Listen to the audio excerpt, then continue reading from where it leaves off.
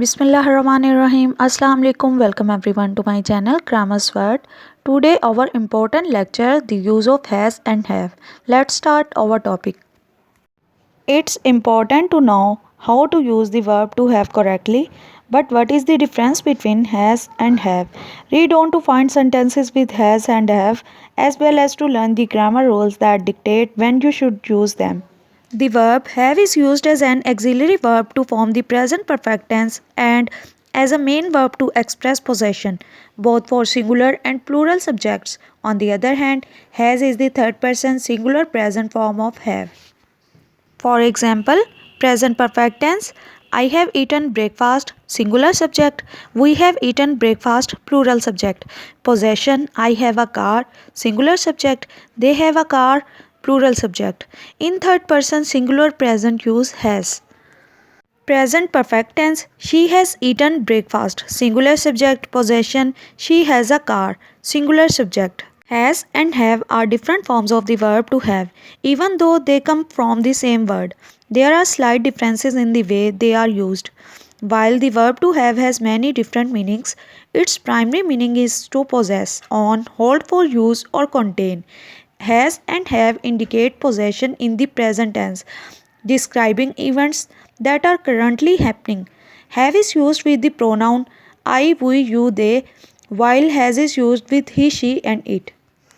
Now I will discuss how do you use have. Have is the conjugation of to have that's used when speaking in the first person I, we, speaking in the second person you, and speaking in the third person plural they.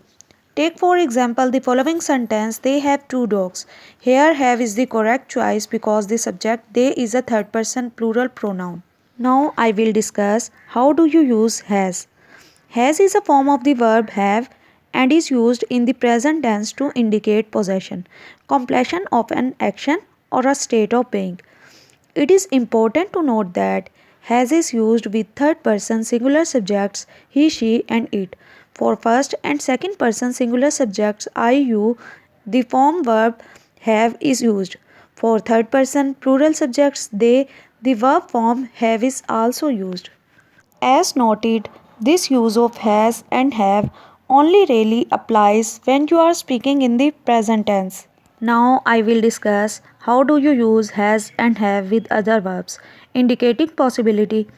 Now that you have mastered the basics of has and have, it's time to talk about how to use them in combination with other verbs. For every sentence that simply indicates possession, I have a cat, there's going to be another that uses to have in a more complex way.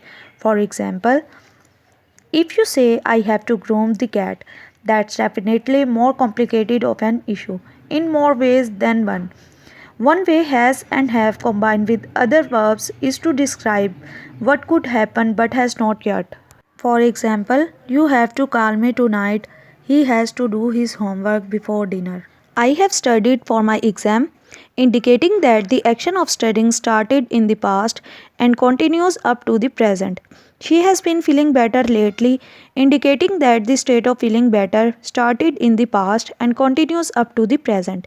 In each of these examples, the auxiliary verb has or have is used to form the present perfect tense with the past participle of the main verb.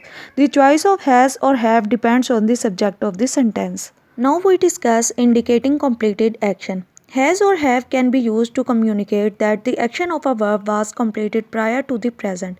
To do that, you will create what's called the present perfect tense, which involves more complex time relationships and combines a verb with has, have, or had. We have waited for hours in this line. You have finished the job on time. She has learned an important lesson. In this sentence, she has played games for 4 years. For example, has is an auxiliary verb, a helping verb used in the construction of verb forms, and play is a past participle. As in the examples mentioned before, has is used with a third person singular pronoun. This is complex stuff, so don't feel bad for not memorizing all of these rules. What's important to remember is that together, has and a past participle, like played, form the present perfect tense. The Night Circus by Harry. I have invited you all here for a reason. Henny says, as I am sure you have surmised by now.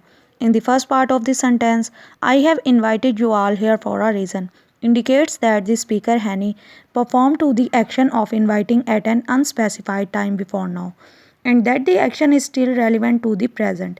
In the second part of the sentence, as I am sure you have surmised by now, the present perfect tense is used to indicate a past action with present relevance. Now we discuss the use of has and have shortly. Have is used with the first and second person singular I, you and plural we, they pronouns, and has is used with the third person singular he, she and it pronouns. Has and have can indicate possession. Has and have can combine with other verbs to indicate more complex relationships with time. Now our lecture have completed. Thank you.